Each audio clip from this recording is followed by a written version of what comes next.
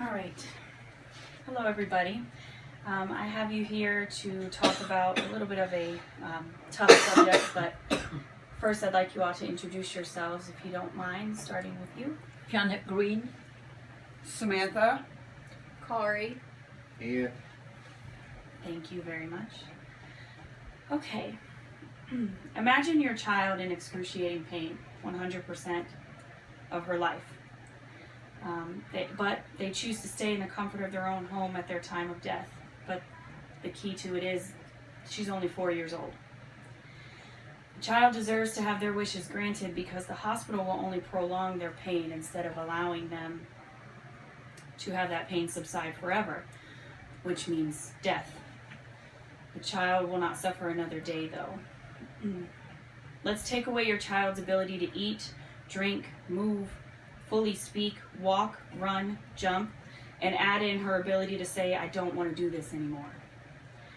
Would you respect her wishes as a 4-year-old girl who is fully aware that this comment means death, or would you let her continue to prolong her life in a hospital?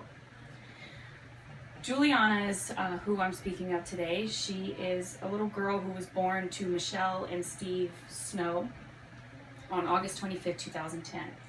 She was beautiful, happy, healthy, and she seemed to have a bright future.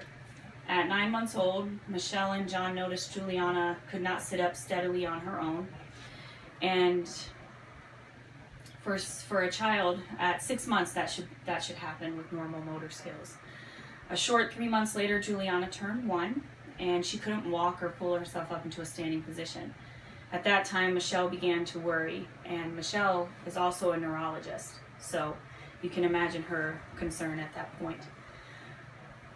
John was deployed on a 3-month tour in Korea as a United States Air Force pilot, so Michelle was forced to figure this out on her own. After extensive research, she thought that Juliana may have spinal muscular atrophy. This disease can only be contracted by genetics, so she had herself tested as well as her husband, and turns out that wasn't the case.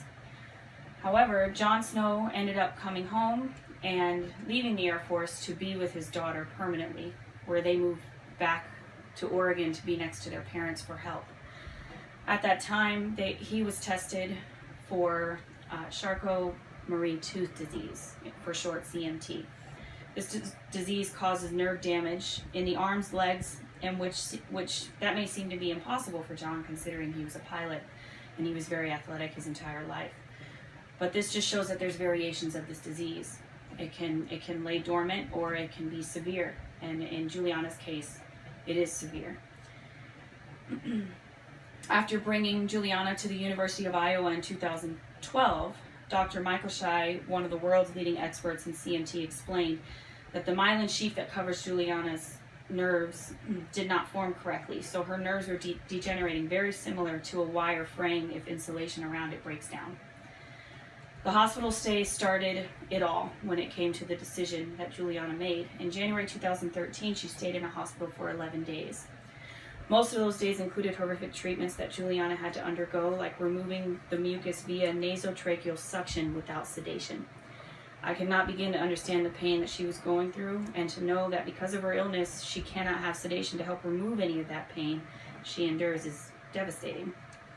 Up until the point CMT disease weakened Juliana's arms and legs and started attacking the nerves that controlled her breathing muscles.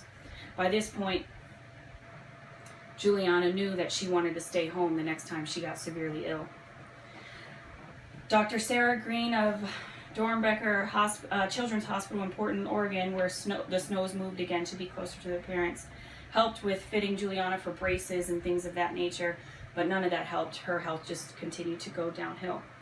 At this point, Juliana told her parents that she wanted to stay home in her princess room and live out the rest of her life there with her little brother, or her older brother, Alex, and then her mommy and daddy by her side. Although we should respect the wishes of each individual, at this point, what's wrong? Where do ethics come into play with this? Where does the moral compass point to? Bioethicist Art Kaplan disagrees with the Snow's decision. In fact, he states, "This doesn't sit well with me. It makes me nervous. I think a 4-year-old might be capable of deciding what music to hear or what picture book they might want to read. But I think there's zero chance a 4-year-old can understand the concept of death. This kind of thinking doesn't really develop until around 9 or 10.